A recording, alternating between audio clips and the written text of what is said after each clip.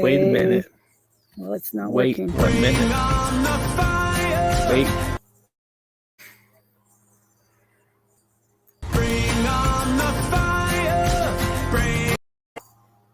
I don't know what's going on. Sorry, it's messing up.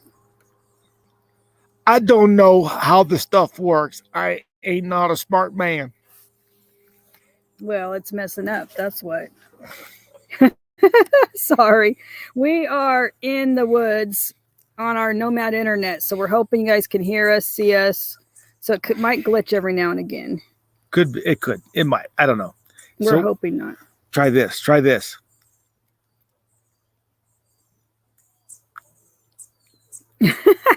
Stop. See? If you caught that, then everything should Fuzzy be fine. booger raid, really? Fuzzy booger. Well, Kenneth, what is a fuzzy booger? yeah, exactly. Can you guys see us okay and hear us okay since we're in the woods over Hey, here? Ray and the Land Cloud Adventures raid. Got fuzzy boogers rolling in. Justin Bear Hicks. Hello, Hilda Johnson. Dyson's Crazy Adventure. Mr. Richard Foley. Thank you, sir, for coming in. Hi, Water Girl. Michelle Vance is in the house. How's Colorado? She's going to want to hear this story. She's going to love it. Yeah, baby. You're going to love this, what we have for you guys today. We're not going to spill the beans quite yet. We're waiting for more people to join us. Look, I need to take a breath, man, because I ain't an emotional guy, but this guy tears me up. Guy tears me up, man. Oh, So we're over here in Bass Lake, California, enjoying this really nice weather. it's awesomeness. I think we're rolling about 65 degrees. Got a little overcast going. It's a whole lot better than home, where it was already 95 degrees. Not bright. Today it wasn't. It was. No, it was 95 degrees today, and I think tomorrow's going to be 140. 140. It's not Death Valley. Come on now. It's not Death Valley. It's Bakersfield. It's hot. No me gusta. No me gusta. Breathe. And with TGIF listening in, Van Life Voyages. Thank you, ma'am. Barefoot in Alaska. Fuzzy booger. It's so funny, the fuzzy booger raid. Yeah, that's kind of scary. Yeah, we're like, oh Dream my. on Wheels. Thank you, buddy. Fairy dust. Oh, it says weep the wild winds. Very cool. Very, very We've got cool. 20 people in the house already. Oh, V's in the house. Nice. Call me V. You guys will not want to miss this interview. Not Call at me all. V. That sounds like a song, huh? It does. Call me V. Yeah, you're right, Ray. The Baker's me. Valley. Baker's Valley. That is Baker's true Valley story. of Death. Baker's Valley of Death. If it wasn't for the cost of living in a cheap house, I don't know. We would Yeah, not we be wouldn't there. be there if with.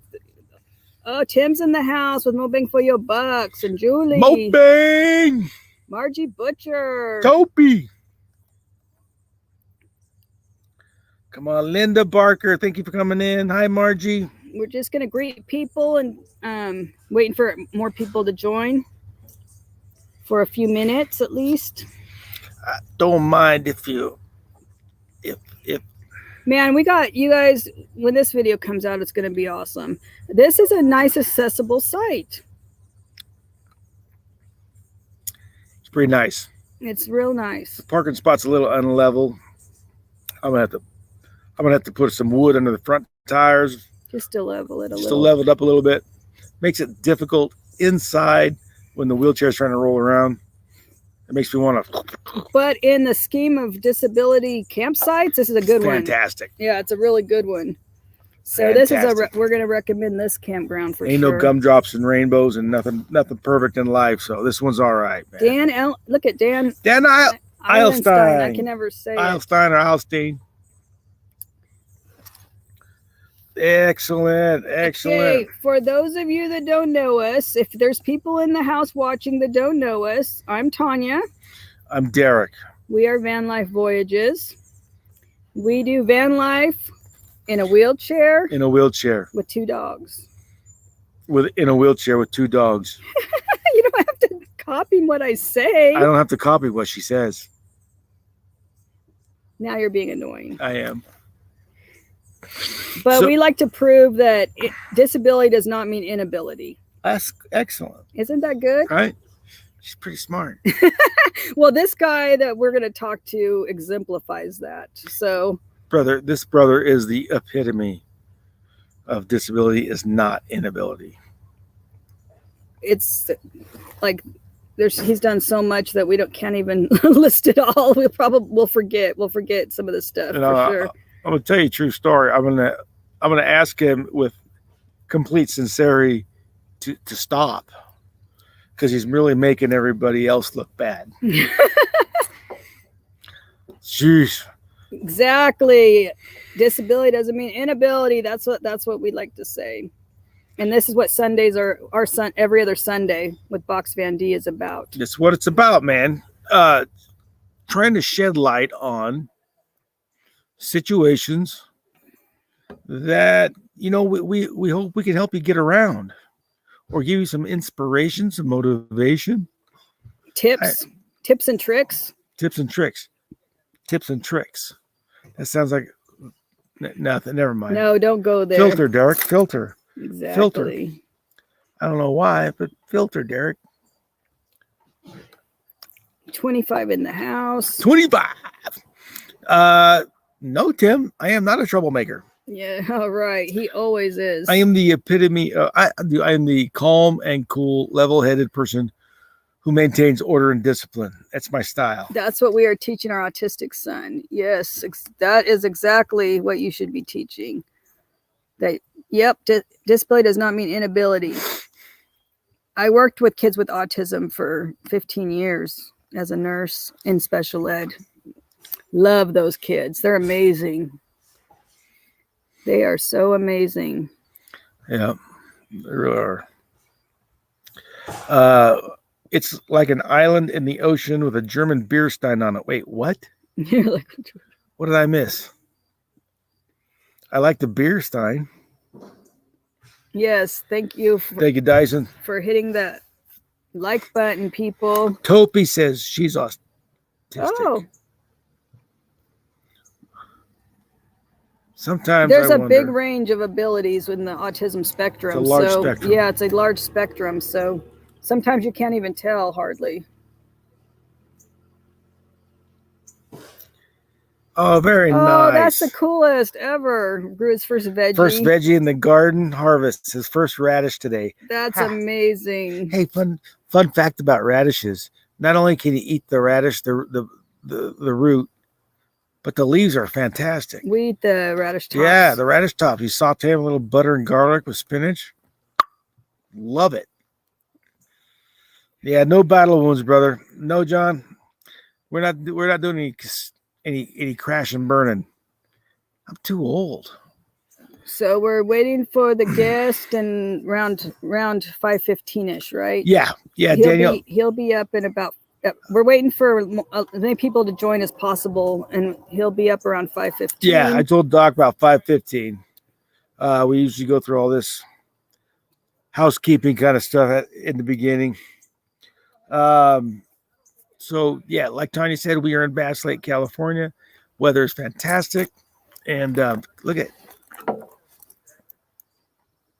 trees. And lots of like what looks like raspberry bushes or something. Raspberry Lots of berries. vines, berry vines everywhere. Yeah, there's berries everywhere. You know what berries make? Brandy. You know you can ferment berries into brandy. Yeah. So the gentleman we're going to talk about, his name is Doc Jacobs. See? Wait, hold up. Freehandly. I had the radish tops in her salad today. Yeah, They're they fantastic. are. That's the people waste them and they're really good. We chop them up, put them in our salad. We saute them with Yep. spinach or another green. Awesome. Dyson says radish is doing great, not quite ready. We didn't grow radishes. Not this year. What did we grow? Beets. We had beets last year. Yeah. Again, root was great. Tops were even better. Yeah.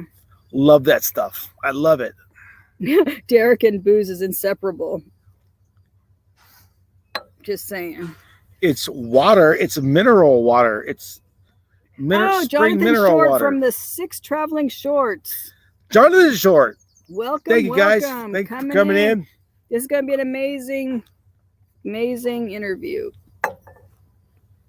Yeah, so you want to do a little introduction on Doc? I was going to wait till we saw him pop You want to? up. All right. We'll wait till he's in the basement. You can't be drinking all my tea. She's drinking my I'm tea. drinking tea. See that? I'm drinking tea. I'm drinking tea.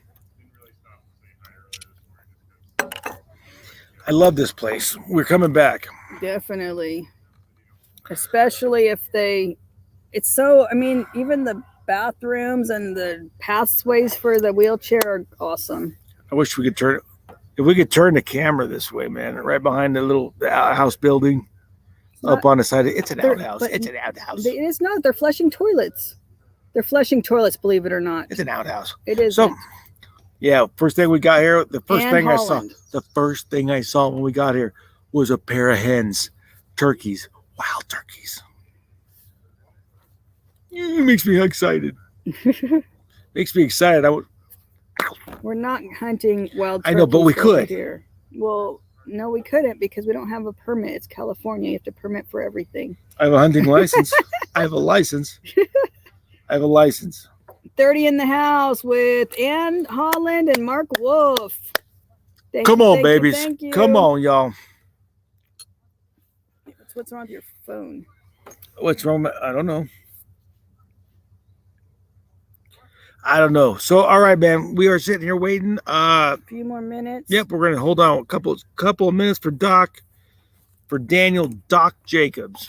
He is the guest of honor today, the interviewee. Kind of just to hang out, shoot the breeze, but I want to show you guys what people can do even with the disability. Hoorah! Like who does the stuff that this guy has done? Nobody, pretty much. Who does the stuff that this young man has done without inabilities, without disabilities? Like people with a whole body don't do what he's done. We have a lot of people in the world who take life for granted. This guy's not one, man. He is not one of those. So we're hanging out. Oh yeah, he said, "Are you ready?" Yes. Yeah, buddy, we're ready. Okay, here we go.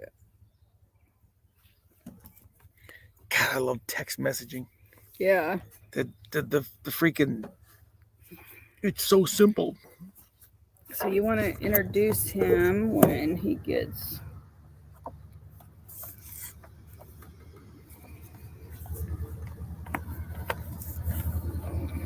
All right, here we go. Hey, Danny and Griswold Bakay. No fairy dust, no snakes. Not at all. Wildlife is free. We're more in bear country. There, he's in the basement. Yeah, we got a lot of bear. Holy cow! So he's in the basement, and we will bring him up in a few minutes. Yeah, we're gonna bring Doc up here in just a sec. But I'm gonna do one thing. Before I bring this man up, he's gonna hate this probably, but he's gonna hate this. Here we go. Look, I don't know if you know, I was in the Navy. Doc was a corpsman in the Navy. This man has been through some stuff and seen some stuff. I'm going to read you right here because he's a Bronze Star recipient. This is also out of his book. There and Back Again. All right. Stories from a Navy combat corpsman. I'm going to read you this. I'm going to read you this citation for the Bronze Star, man, for heroic achievement in connection with combat operations while serving as a corpsman with Company I, that's India, 3rd Battalion, 7th Marines on 25 February 2006 while conducting a mobile screen mission in support of an Iraqi army unit. Petty Officer Jacobs' vehicle was destroyed by an improvised explosive device. Despite being severely wounded, he refused treatment while consistently encouraging all around him and assisting in the treatment of other wounded. After being moved to the casualty collection point, he requested to be placed against a wall so he could continue assisting with the treatment of wounded. Despite his grievous injuries, he remained calm and steadfast as he encouraged and verbally guided fellow corpsmen through procedures he could not perform himself. Bro, come on.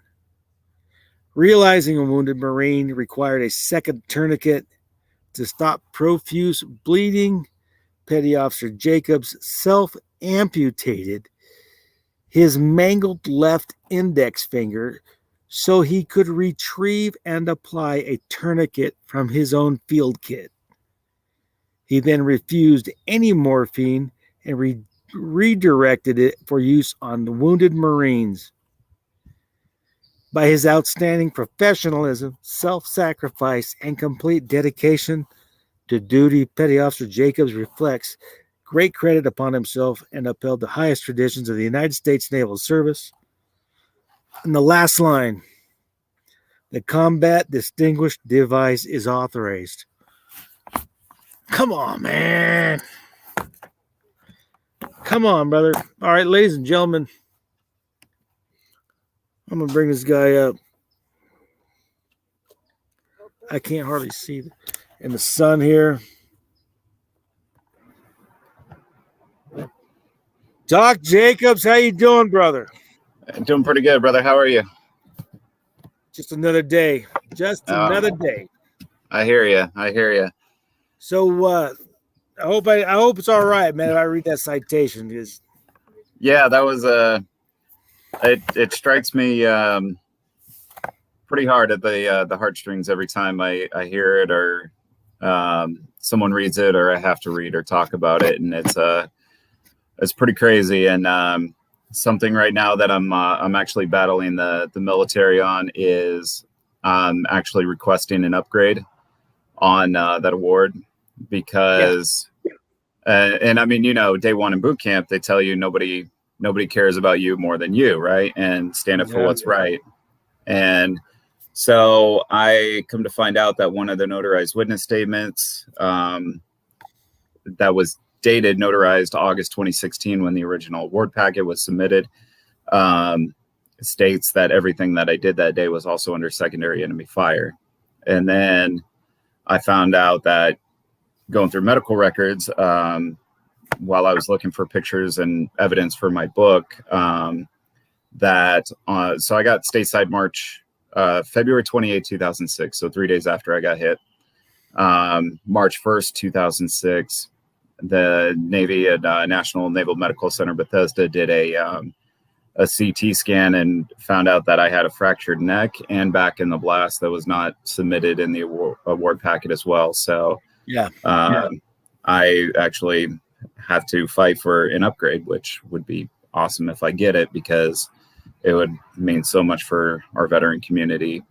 So, but again, it kind of one of those heartstrings, you know, you gotta stand up for yourself, stand up for what's right, and keep plowing through, man. So that's every great. day. But, oh yeah, as you know, yeah. And you know, the military, they train us to do awesome things and, you know, work as a team and all these incredible things, but they also have failures too. So, you know, it's and that's kind of the nature of government. They've got this whole this big picture thing going on, and the individual kind of gets lost. And if you don't, if you're not an advocate for yourself, you get swept under the rug. Yeah, which is sad, but you know, it happens. And so, luckily I've been able to turn this into a learning experience and better our fellow veterans.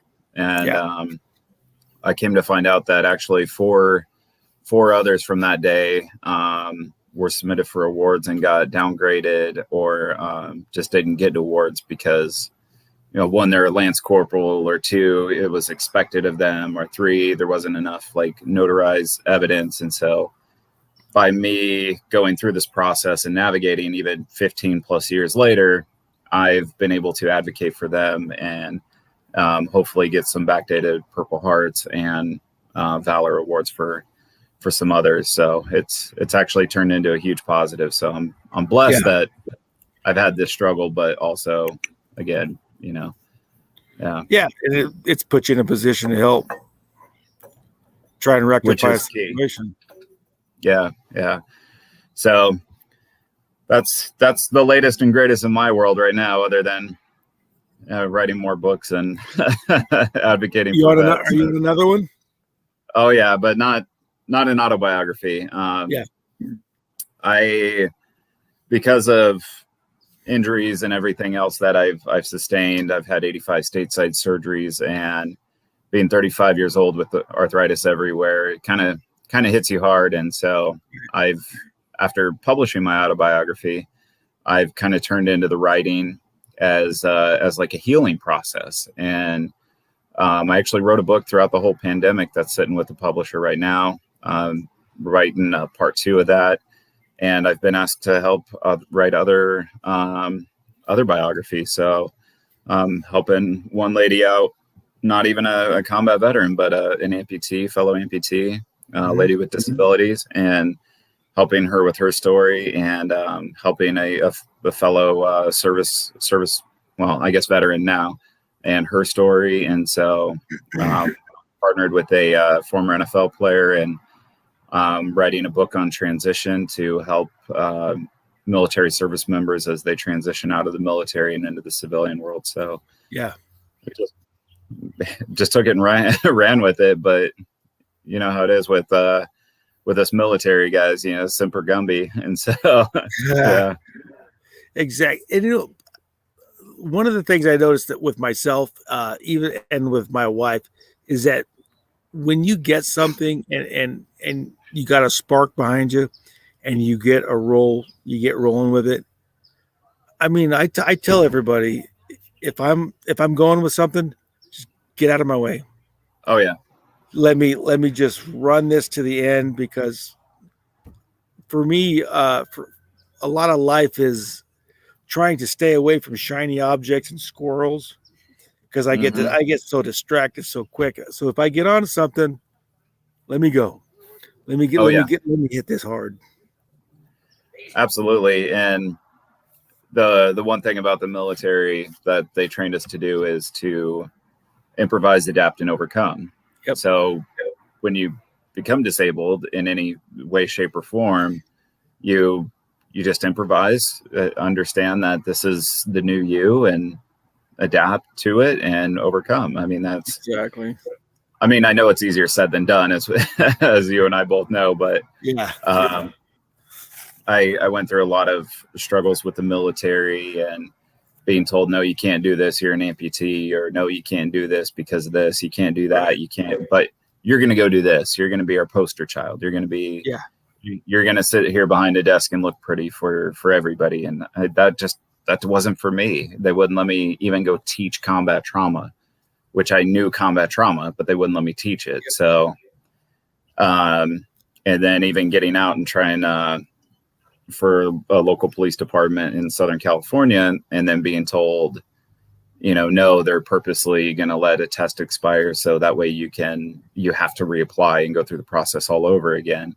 Even though I passed everything under the sun that they asked me to, I ran the obstacle course faster than everybody, and I had the assistant police chief. Yeah. On one leg. On one leg. Yeah. Yeah. While I'm trying out for professional baseball, while I'm doing my recovery ops overseas and running half marathons.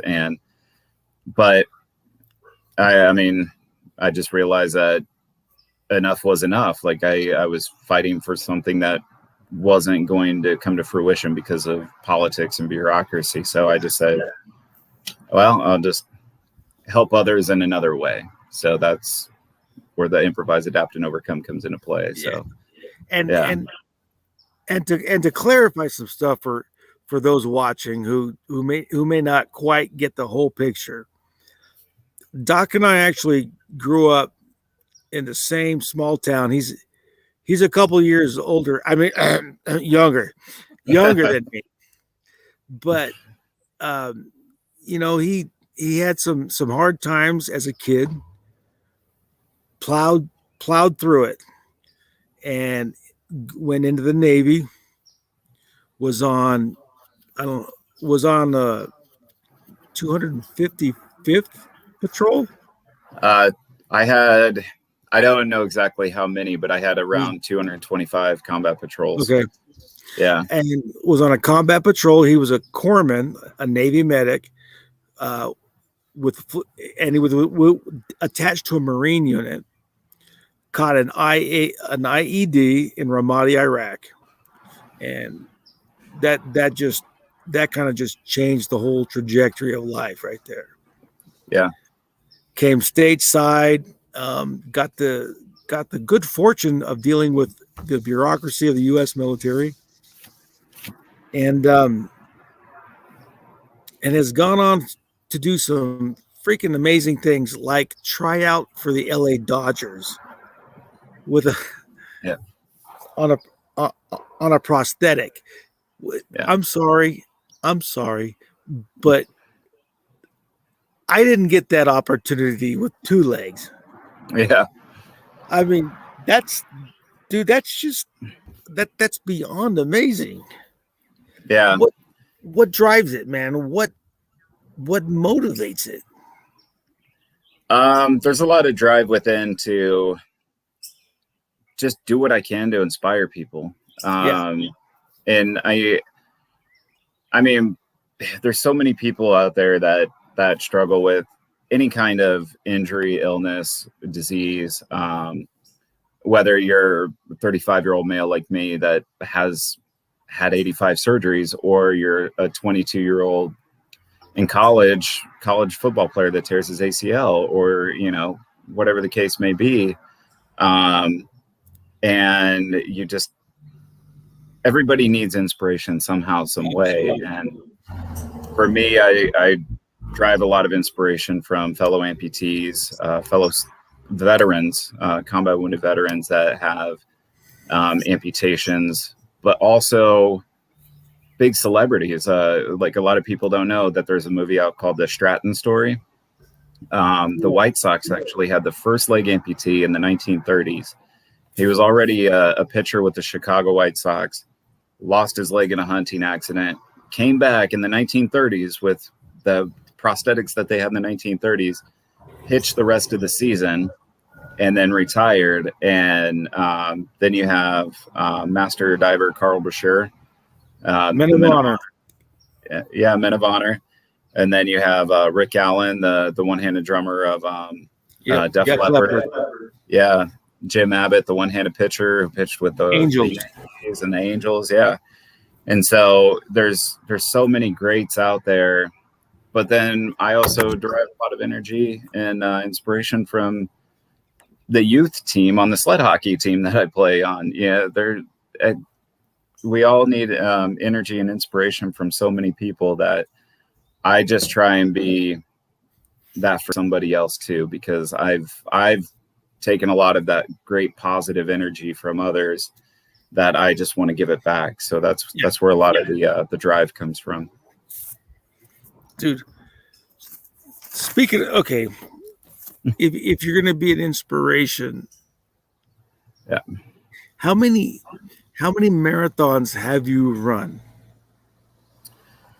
Marathons that I've actually gotten like medals for, whatever. I've done completed. Completed. I've probably run like 15, like half marathons, but after a while, I actually started collecting the medals and kind of, yeah. I was like, oh, those would look good in my office somewhere, or right now they're in my sock drawer. So yeah. Which only has half the use. So, hey, I read somewhere that you want to do seven half marathons on all 7 continents. Yeah, that's my next big mission is I want to run a half marathon on every continent, but I'm probably going to expand that because I don't want to isolate it to one country per continent. Right. So I think that I'm eventually going to expand from there. So like I had no idea until I researched this, but Australia, there's so many other countries in the Australian continent. But I want to run the New Zealand one. But Antarctica, I want to run the Kilimanjaro half and then climb Kilimanjaro after, Great Wall of China. So there's so many out there that I want to do. You could just, you could just run around the block or at the house. Yeah. Yeah, I know it sounds crazy. But I was a runner before. Actually did track at Kern Valley High. And I loved running. That was like a way for me to just get out, clear my head, and feel good about life. And because I mean, Southern California, man, I live in San Diego. It's beautiful to run in. So I never liked running. And when I was in law enforcement, that was my first line towards anybody I'm gonna deal with. Mm-hmm. I'm like, I would break out that baton. Yeah. The first person who runs, I'm gonna get you. The rest of them, I don't care. Everybody can go. Everybody else can get away. But the first person who runs, you make me run, we got a problem. The first one. Yeah. Yeah. That is awesome. Stuff. Yeah. The so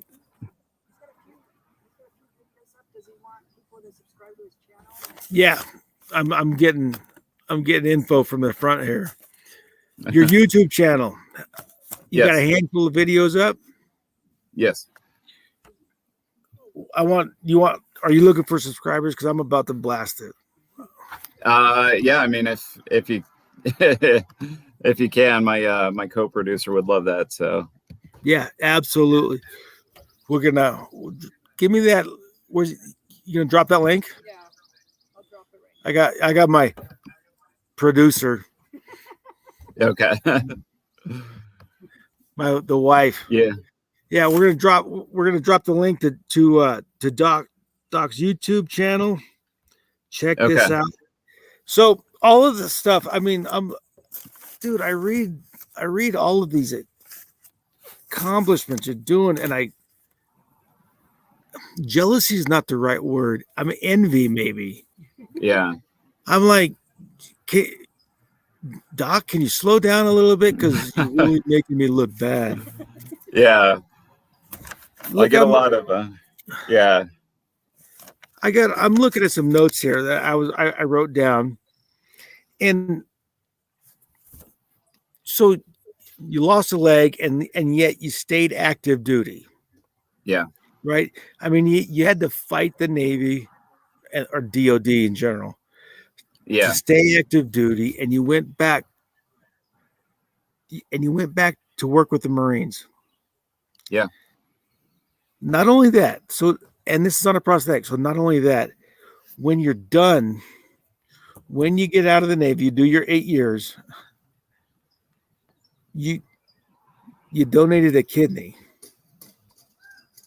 Yeah. And then a couple months after you donated a kidney, you climbed Kilimanjaro. Yeah. I know it sounds crazy. I was thinking if I was gonna try to one up Doc Jacobs, I'd have to donate like my heart or my brain or something, and I'm not sure anybody really wants any of that. Dude, that is badass. Thanks. I don't know. I have so much more that I know I can do for everybody. Absolutely. And I know I get get a lot of flack from friends and stuff. They're like, oh, you don't sleep that much at night, you know, whatever. And I'm like, well, yeah, my brain just keeps going. I don't know what it is. And then when I go to sleep, I dream. And then when I wake up, I text myself these dreams and I try and turn them into books. Like I just don't know what to do. I mean, I just can't stop.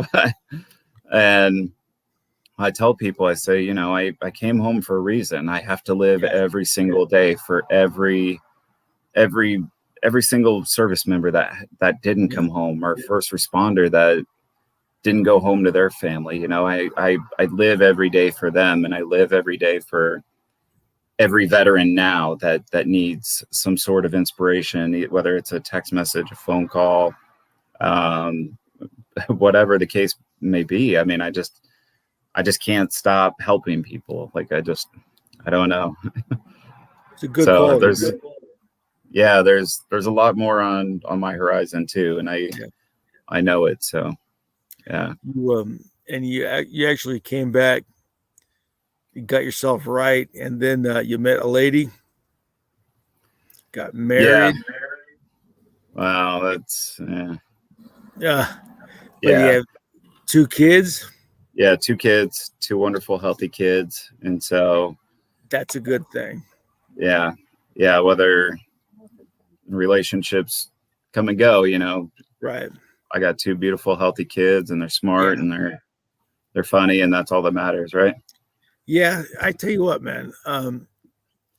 When I got hurt, I can honestly say that I had 2 kids. The relationship, marriage went south. But those 2 kids, man, are the only thing that kept me from eating my pistol. I'll be frank, because you go to work one day and you're kicking in a door doing a heroin bust. Hi, Reggie. Hi, bud.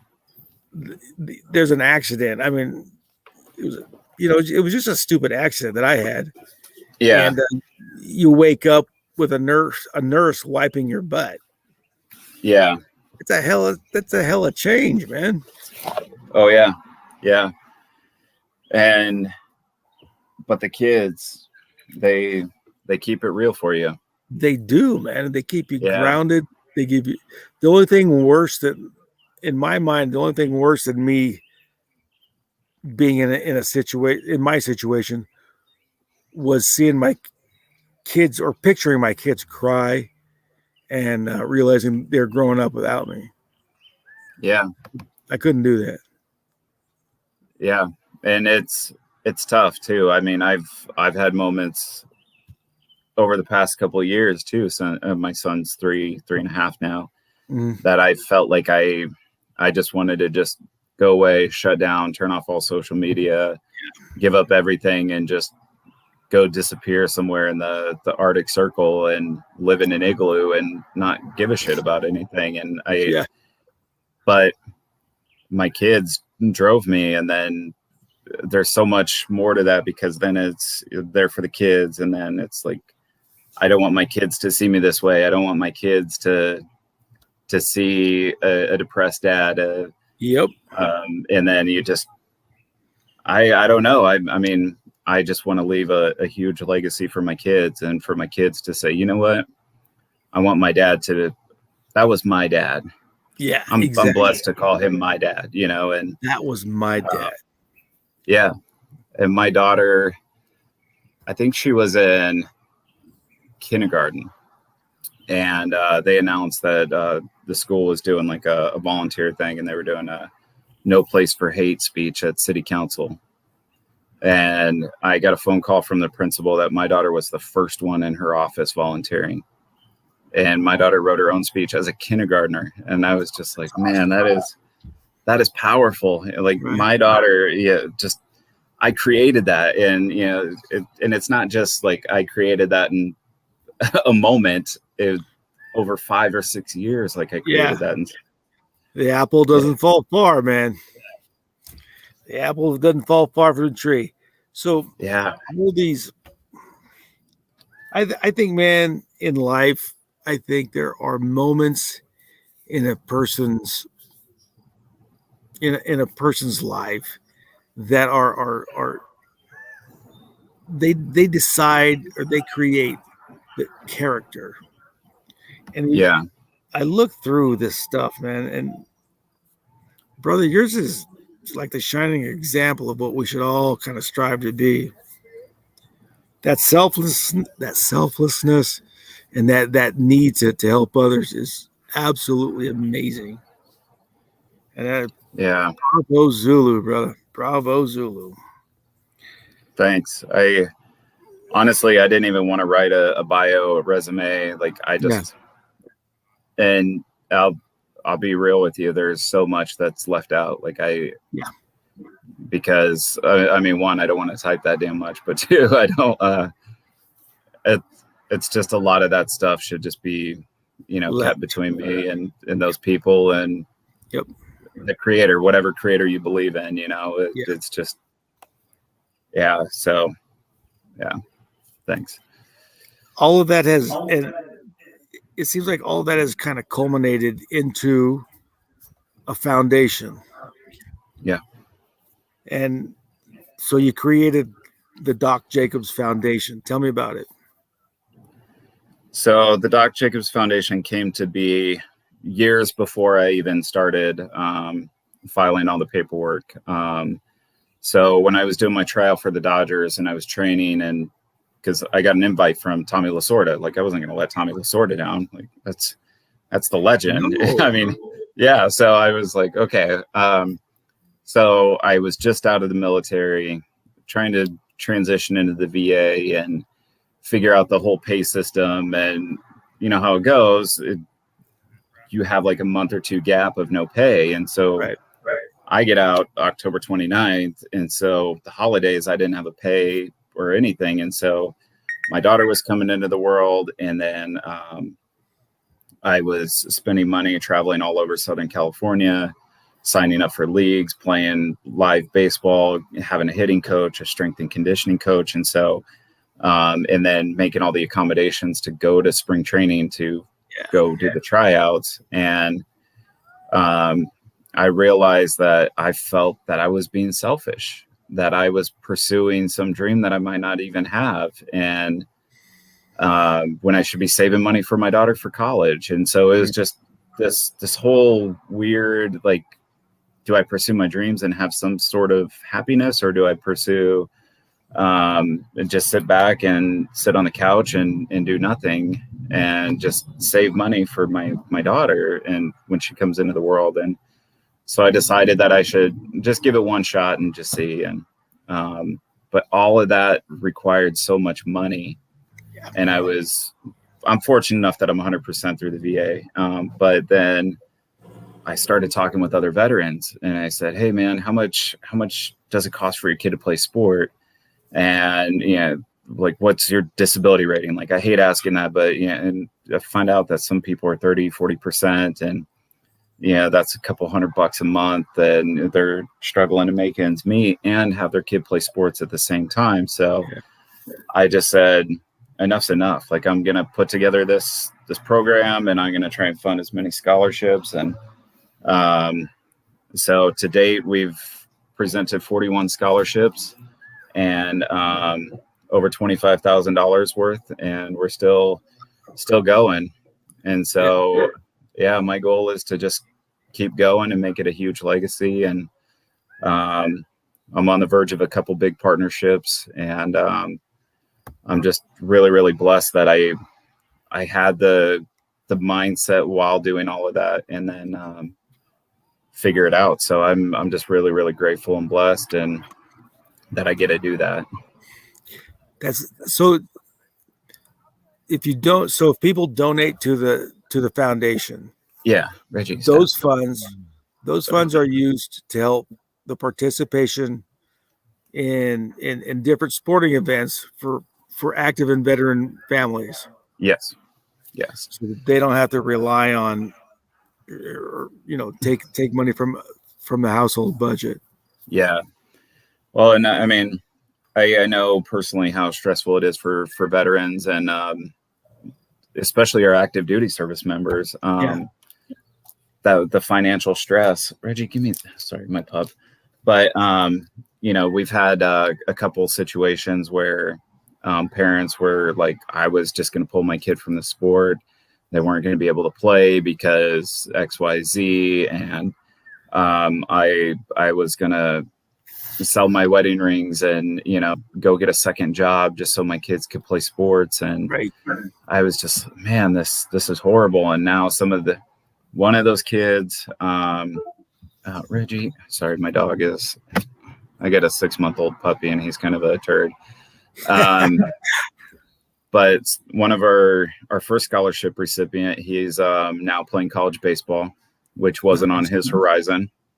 He wanted to get drafted by pro baseball or go in the Marine Corps. And after some mentoring and talking with him, I said, it's okay to go to college. A lot of guys get drafted out of college. Like, it's fine. Go get an education while you play baseball. It's a win-win. And so another one of our recipients, he's now being coached by a former Toronto Maple Leafs goalie.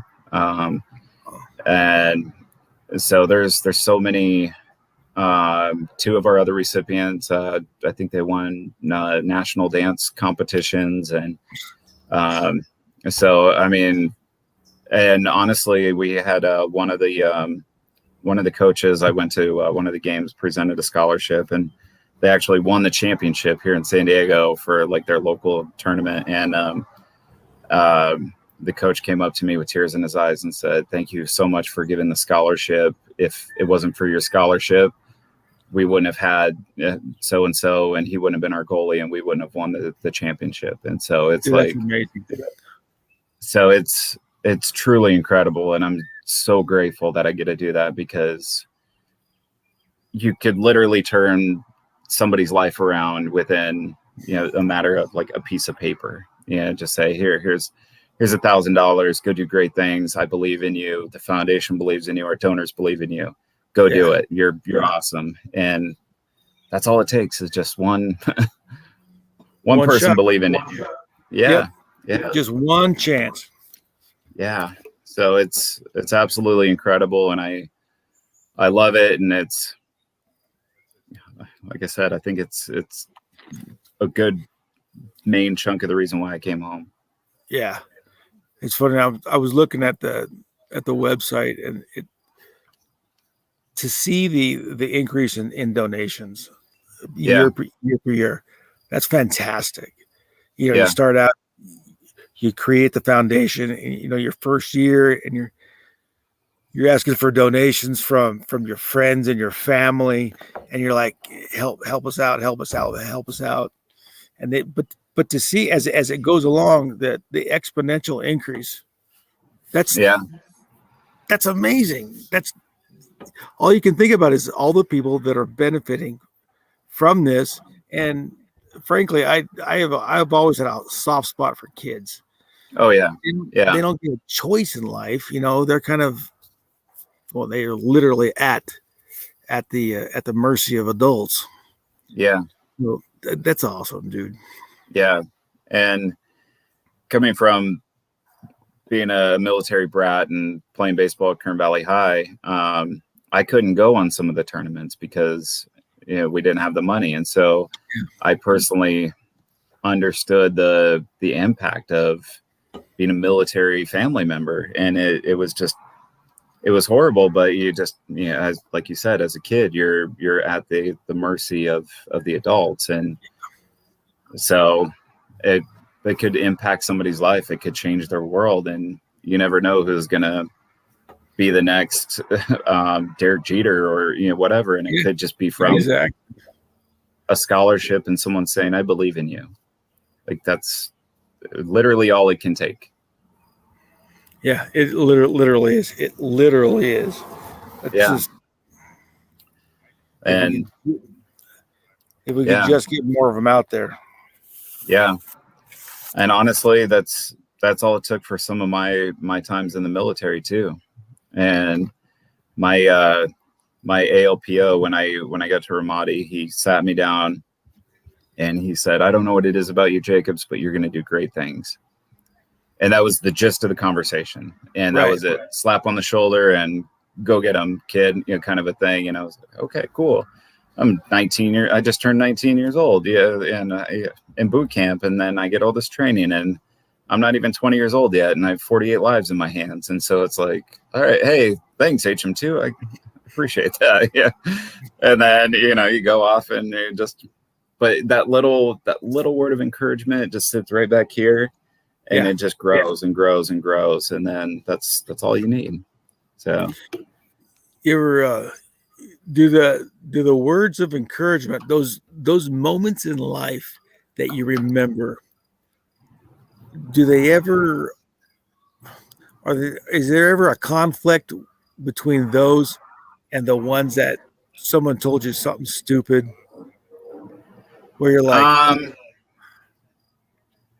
a little bit. I mean, I would say that words of encouragement outweigh them in weight, not by quantity, because I mean my whole life I was pretty much told growing up, like, oh, you're worthless, you'll never amount to anything. And then I go off in the military and then you start getting all these personal achievements and accomplishments, and then it's, oh, okay, cool, and then people start telling you that they believe in you and whatever the case may be. And I actually had a Marine sergeant major call my Navy detailer, and when nobody else in the Navy would stand up for me in my chain of command at that time, and it was a Marine sergeant major that I served with that called my chief, the detailer, and said, hey, Jacobs is good to go. Like, I don't care if he has an amputation. I'm telling you, Sergeant Major so-and-so, he is good to go. You got that? And chief was like, I didn't even know he was an amputee. So, okay, 1st Marine Division, here you go. And I was off to 1st Marine Division just because like one person stood up for me and said, I believe in this guy and he'll make a difference and change the world, whatever, and then I become the first amputee in naval history to serve with an infantry unit. And like, that's awesome. And just because one person, that's about 10 steps beyond awesome, man. Yeah. And so I don't know. So I'm trying to pay that back in as many ways as I can. Yeah. And I think if all of us took a little bit of our time and did the same, try to pay it back, I think the world would be a lot better place. Yeah, I think so too. And like, I had an issue today. I was driving near Marine Corps, the MCRD, and I kind of messed up on this turn. It was like trying to get on Pacific Highway, but there was like 2 right turns and there was 1 right turn lane. And I was, kind of confused, and I'm not used to the area. And this guy comes flying up on me, cuts me off and starts honking at me. And I'm just like, all right, guy, really? You have that big of an issue with this obviously mistaken signs? Like, there's so much confusion. And so I just honk back and I just wave at him. I'm like, all right, buddy. Yeah. If you're that mad about that, then you have some other problems, but I'm not going to let it ruin my day, bro. So it can't ruin it. Mm-hmm. You can't let it. Oh, hold on. There's a question here. Favorite teacher he can remember. Who's it? From Danny. Oh, Danny from Griswold Family Vacays has a question for you, Doc. Okay. It says, do you have a favorite teacher that you can remember, back when you were a kid? What made him the favorite? I would say Mr. Nunez from Fillmore High School when I transferred to Fillmore. And that was because I was taking a criminal justice class as an elective, and I had a passion for it. Like, I understood all the content, and we would get in like really good arguments, like debates. Yeah. And he told me, he said, you have a passion for this. You need to continue in this field. And I talked to him as I was getting my bachelor's degree in criminal justice, like throughout the whole process. And so it was really, really awesome. And he was just like an elective teacher. He wasn't like one of my core teachers. So it was pretty awesome. Yeah. And thank you for that question. That was, that made me think really for a second there. Yeah. Danny's a teacher in Oklahoma. So okay. He's got it kind of it hits home for him. Yeah. That's really cool, man. Well, thank you to all the teachers out there. I mean, you guys do a lot of crazy jobs and deal with a lot of different personalities and a lot of different individuals and a lot of hardships too. Deal with a lot of personalities. That is the most diplomatic. Yeah. Yeah, I couldn't do it. No. I mean, it's even in the military as an instructor, it's hard to deal with because exactly. But at least we could tell them, hey, sit down, shut up, do this, do that. But then, as a teacher, you got to be very, very politically mindseted, but also have some sort of psyche there to understand that everybody's different, but also everybody learns different. And so it's awesome. I really commend teachers, especially, It seems especially like nowadays. They got this much compassion, and they got about this much room to make a mistake. Oh yeah. Yep. Yeah, they're better people than I am because I've got about this much compassion. Yeah. Shut up, Johnny. Sit down. Yeah. I'll give you another one. Yeah. No, it really, especially in the world today where you got to worry about school shootings and stuff. I mean, it's scary business, and you don't know who's bringing what in, and then you have the pandemic on top of it, and there's so much. So literally, hats off to you teachers out there. I mean, it's very much. Yeah. Very much. Let's see. Sean Hall says my mom was a teacher. Kudos to her, brother. Kudos. Yeah. He says, wait. Wait, what? Hold on there. Nomadic Adventures. My mom's overseas, so I know it's hard in the military. Yeah, Hildy's. Deployment was always tough. It's always tough on families. I think it seems to me that it was always the biggest problem for families. I mean, more families, I think, broke up because of deployments than anything else. Yeah. And it's tough, especially on the she said 7-year-old. It's so tough. I can't even imagine. That's one big reason why I waited until I got out to have kids, because I just couldn't put my kids through that. And then after I got out of the military, of course, I go overseas and start doing government work, but that was to a shorter extent, a couple months on end, but it's still tough. And for all of those active duty service members out there, reservists that get activated and have families, I commend all of you guys too, because again, being a military brat and my dad going out to sea all the time. I mean, I remember as a kid sending my dad off here in San Diego and getting back in the car, and I just laid in the back seat and cried myself to sleep because like I already missed my dad. Yeah. And it's like hour one. So it's tough stuff. Yeah. Yeah. Carol from Glorious Life on Wheels says, I taught 4th grade one day and I knew it was not my calling.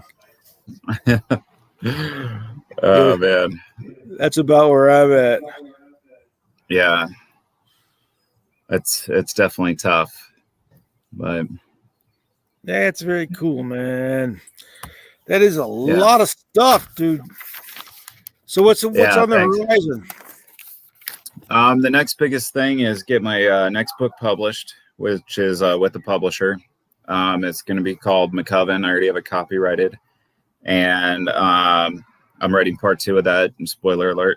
And but I actually wrote my daughter into that, and a lot of like her friends' dads are like, come on, man, really? That's the ultimate dad move. How can I top that? And I'm like, well, Yeah, she's no going to be in joke. part 2 too. So, no, and I got a lot more writing to do and foundation stuff. I'm finally in a spot where I'm hiring on a COO for the to run the day-to-day operations, so I can deal more like big league meetings and stuff. Yeah. Were you doing day-to-day before that? Yeah, I've been doing day-to-day operations since July 20th of 2017. So coming up on 4 years of running everything day-to-day on my own, and it's been a lot of work, but I'm just really, really grateful because I wanted to grow with the organization. I didn't want to become too big too soon. So I wanted to grow with the organization, learn all the ins and outs, the legal side of it all, and just so that way I could be the best president CEO that I could for the organization and do what's right by everybody involved, whether it's everything from the scholarship recipient to the donors, the lawyers, the board members, the families, the veterans. So I just, and then I actually volunteered to climb Mount Kilimanjaro as team captain again. So that might be coming up in February, March. And then I also just got a speaking engagement for BMW. So hopefully that comes into play, but I won't do anything with that till February as well. So just February 22. Yeah. So that'd be a paid gig. Yeah. So I don't know to what extent, but I'm just really, really grateful and blessed. And I have a lot of other projects coming out. I'm developing my own TV show as well. And as soon as as soon as I know like a release date or how that will be formatted, I'll definitely let you know so we can chat more about that. But definitely, man, keep me in the loop, brother. Yeah. So I appreciate it. And then anybody can pick this up at hold on, Amazon, eBay, do a side by Barnes and side. Noble. Yeah. Check this out, man. Get it, read it. It'll make you laugh. It'll make you cry. Oh yeah. Hey, one in the book, man. I tell you what. One thing that really caught my attention. You've got a paragraph in there where I think you're in Bethesda, and you asked the nurse to leave the door open. Yeah. The room. Dude, and I'm telling you, I've been in a lot of hospitals. I'm the same way. Yeah. Leave the door open because I don't like it. It's kind of creepy, like to me. And it doesn't matter how many guys are in the room. Yeah, and it kind of got creepy in there a little bit. Like and that way I could see out there and know that somebody's out there and accessible. Yep. And it was even to this day, every time I go in for a surgery, I don't like being in a room alone. No, I don't either. Yeah. And I don't think anybody should be in a hospital alone. So it's, but yeah. What? Okay. My producer wife is saying we're going to put all the links to the book, the foundation, YouTube channel. You want his home address, phone number, and what else? Everything we're going to put everything in the description. So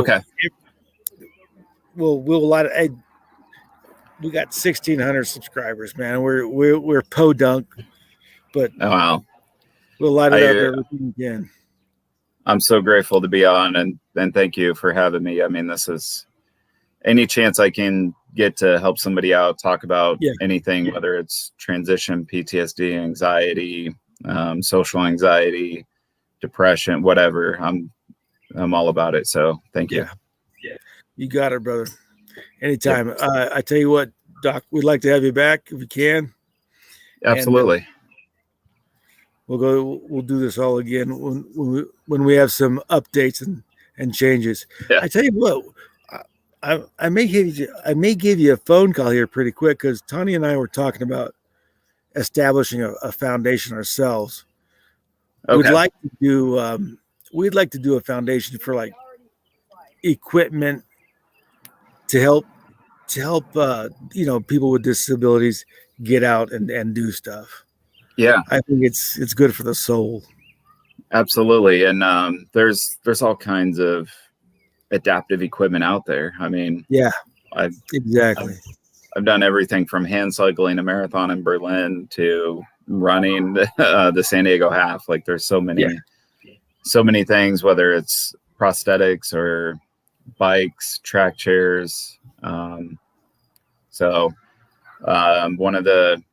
of the actual biggest things that I'm working on right now is with a small prosthetic company out of the Midwest. It's going to be a new high-tech design on a prosthetic, which will allow for more mobility for below the knee amputees. So I'm so blessed, and I can help you guys give advice on foundation starting and all of that too. So whatever I can do to help, just let me know.